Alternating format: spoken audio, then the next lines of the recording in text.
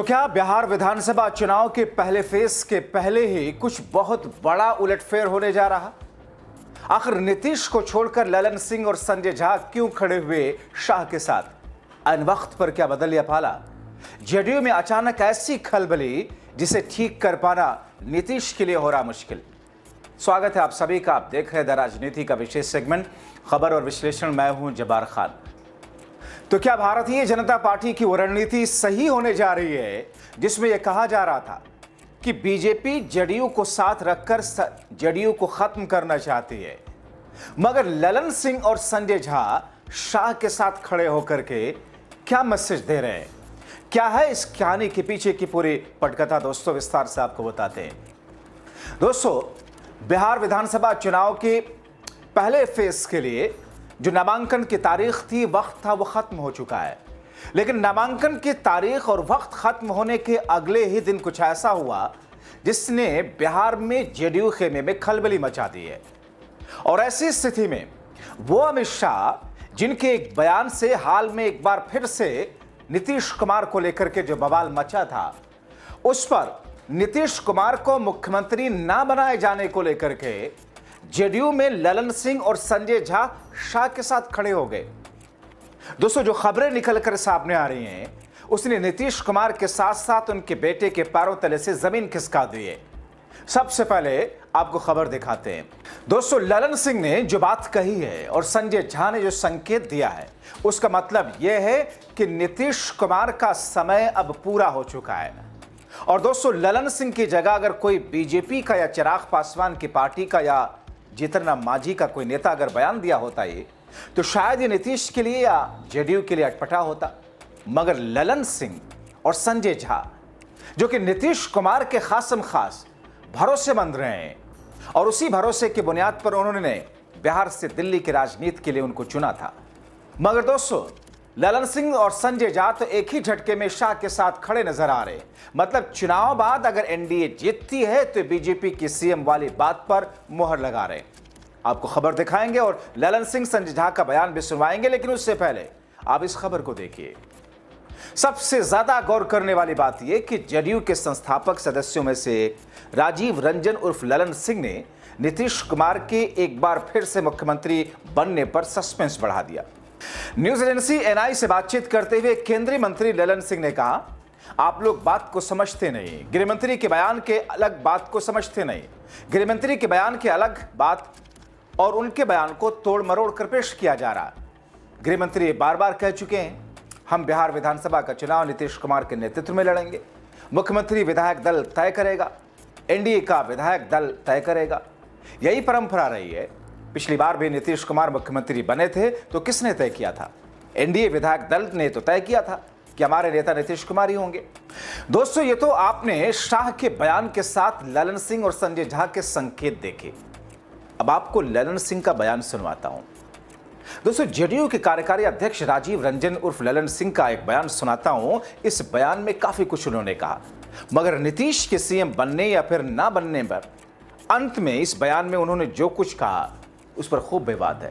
Campaign कुछ होना है, उसी पर डिटेल में चर्चा हुई, तो विस्तार से चर्चा हुई। और मुझे लगता है कि आज गृहमंत्री जी भी कैंपेन करने जा रहे हैं और मुख्यमंत्री जी का भी आज सेकेंड हाफ में जगदीशपुर में कार्यक्रम है, चुनावी सभा है। तो ये कैंपेन पे ही डिटेल में चर्चा हुई, क्योंकि समय 20-22 दिन का ही है। उसी पर चर्चा हो करके और आज शाम तक हम लोग उसको फाइनल करेंगे। सर, क्या हम ये मान के चले कि अब एनडीए में सब कुछ ठीक है, किसी तरीके का गड़बड़ कब था? ये तो आप ही लोग चला रहे थे गड़बड़ है। कभी एनडीए में कुछ गड़बड़ था ही नहीं। हम ही लोग सुनते थे कि ऐसा ऐसा सीट बोलते थे जो चर्चा में भी नहीं है। ये तो इंट्रोस्पेक्शन आप लोगों को भी करना चाहिए। किसके इशारे पर स्टोरी प्लांट होता है ये सब? कहीं कोई ऐसी बात ही नहीं थी। जिन सीटों को मैं देख रहा था कि लोग चला रहे हैं कि चला गया ये सीट, कुशवाहा के बयान दे रहे थे, बिल्कुल। अरे बयान दे रहे थे तो जब एक साथ रहते हैं तो इशूज रहता है, सारा रिजॉल्व हो गया ना।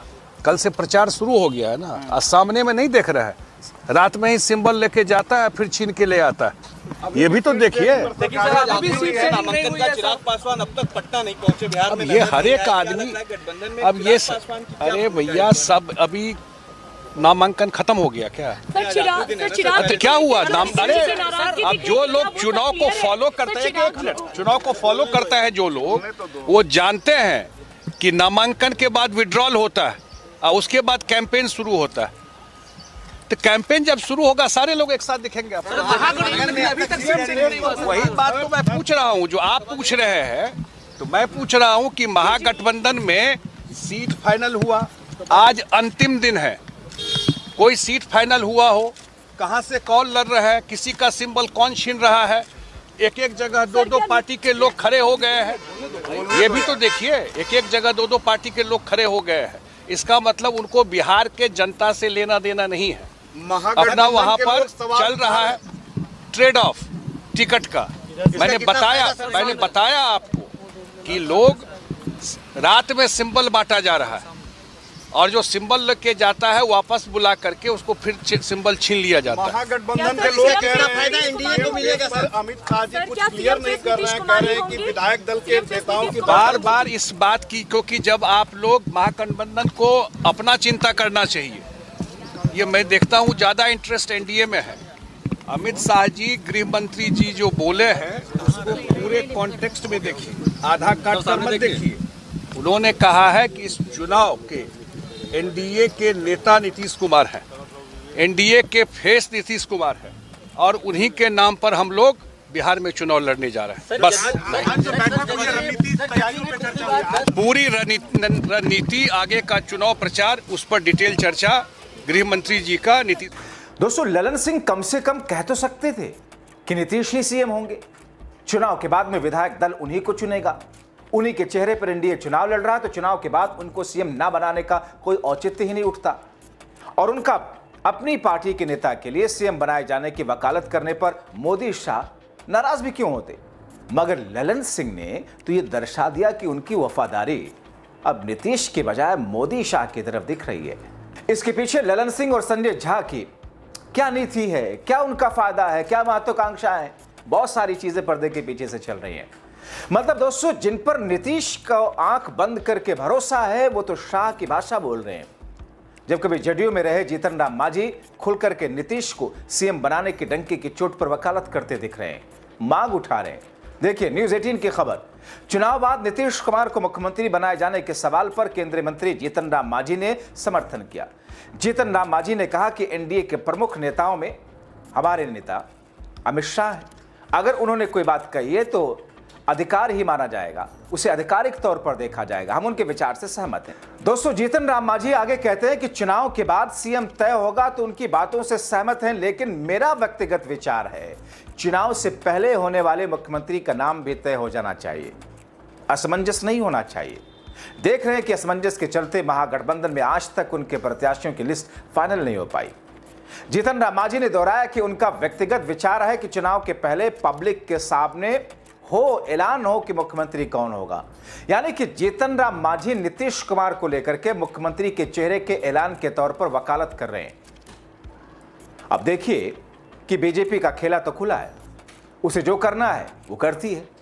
महाराष्ट्र, जहां बीजेपी की एक जमाने में कोई हैसियत नहीं थी, ठाकरे परिवार की उंगली पकड़ करके खड़ी हुई, शिवसेना को बड़ा भाई बनाए रखा, मगर जैसे ही कुछ ताकत आई उसी बाला साहब ठाकरे की पार्टी को ठेंगा दिखा दिया और फिर उसी बाला साहब ठाकरे की पार्टी उनके परिवार को तोड़ दिया। जबकि वही ठाकरे गोधरा कांड के बाद मोदी के लिए एक मसीहा के तौर पर खड़े थे। दोस्तों, अगर चुनाव के बाद ही बीजेपी में सीएम या फिर पीएम के लिए विधायक दल या सांसद दल समूह चुन रहा होता तो एक बात थी, मगर ऐसा तो नहीं है। क्या राजस्थान में भजनलाल शर्मा को विधायक दलों ने चुना था? आपको याद है ना राजस्थान विधानसभा का चुनाव? दिल्ली से ही केंद्रीय नेतृत्व ने, मोदी और शाह ने ही पर्ची भिजवाई थी और उस पर्ची को किससे खुलवाया गया था? पूर्व मुख्यमंत्री राजस्थान की भारतीय जनता पार्टी की वसुंधरा राजे सिंधिया से। यानी कि एक तरफ उनको मुख्यमंत्री पद से हटाया था और दूसरी तरफ उन्हीं से पर्ची खुलवा करके कई सारे संकेत दे दिए थे। हालांकि विधायक दल की बैठक तो वहां भी हुई थी। दोस्तों, नॉर्मली विधायक दल एक परंपरा है कि जो पार्टी चुनाव जीतती है, सबसे बड़ा दल या सबसे बड़ी पार्टी होती है, उसका मुख्यमंत्री बनता है, बहुमत अगर उनके पास है। अब ऐसी स्थिति में पार्टी का अब ऐसी स्थिति में पार्टी की मीटिंग होती है विधायक दल, और उस विधायक दल की मीटिंग के बाद आकर के अनाउंसमेंट होता है कि साहब विधायक दल ने यह फैसला किया है। लेकिन राजस्थान में क्या हुआ था? मीटिंग तो हुई थी मगर आकर के पर्ची निकलवाई गई थी। फिर उस विधायक दल की मीटिंग का क्या मतलब था? क्या मध्य प्रदेश में मोहन यादव का नाम विधायक दलों ने तय किया था? राजस्थान के भजनलाल शर्मा तो पहली बार के मुख्यमंत्री, पहली बार के विधायक बने थे। मोहनलाल यादव दिल्ली से नाम भेजा गया, छत्तीसगढ़ में दिल्ली से नाम भेजा गया। क्या मनोहर लाल खट्टर को विधायक दल के नेताओं ने चुना था? क्या सीएम नायब सैनी को हरियाणा से विधायक दल के नेताओं ने चुना था? क्या योगी आदित्यनाथ को विधायक दल के नेताओं ने चुना था? तो यह परंपरा तो भारतीय जनता पार्टी की है ही नहीं। फिर इस बात को कहकर के किस किस्म का अविश्वास का माहौल पैदा किया जा रहा है। और दोस्तों यहां तो उत्तराखंड की स्थिति आप देख लीजिए, कौन चुना वहां पर मुख्यमंत्री? त्रिवेंद्र सिंह रावत थे, हटाया करके उनकी जगह तीरथ सिंह रावत को लाया, उनको हटाया, पुष्कर सिंह धामी को लाया। और पुष्कर सिंह धामी उत्तराखंड के पिछले चुनाव में तो हार चुके थे, अपनी सीट नहीं जीत पाए थे। उनका नाम पहले से अनाउंस था, अपनी सीट हार गए थे, फिर से उनको मुख्यमंत्री बना दिया गया था, बाद में उपचुनाव लड़ाया गया था। क्या योगी के साथ ऐसा होता है कि हम विधायक दल के नेता तय करेंगे उत्तर प्रदेश में? क्या मोदी के साथ ऐसा होता है कि चुनाव के बाद में, लोकसभा के बाद में सांसद बैठ करके चुनेंगे?